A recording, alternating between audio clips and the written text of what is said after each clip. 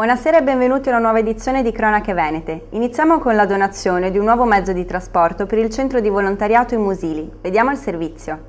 L'Associazione di Volontariato in Musili, di Musile di Piave, ha acquistato, grazie al contributo dell'amministrazione comunale, un mezzo di trasporto per agevolare gli spostamenti di persone non autosufficienti. Dal 2008 l'associazione ha svolto un servizio di trasporto per persone con difficoltà motorie o disabilità, accompagnandoli per piccoli spostamenti o per motivi sanitari, da San Donà di Piave a Portogruaro o Motta, mantenendo uno statuto di gratuità per tutti gli utenti. L'anno 2012 abbiamo fatto circa 45.000 km di trasporti con 1.500 persone trasportate, quindi diciamo che abbiamo già fatto un buon contributo con un veicolo e adesso stiamo mirando a aumentare ancora. Grazie a chi è stato possibile questa donazione?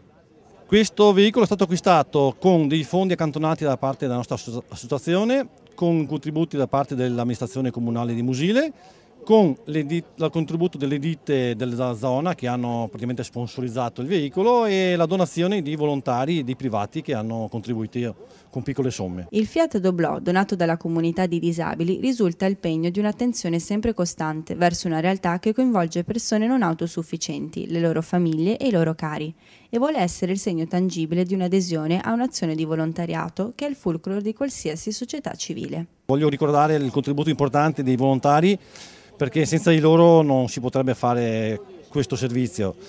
La signora Silvana che coordina sia i servizi che i trasporti e anche la logistica e comunque tutte le persone che ci danno una mano.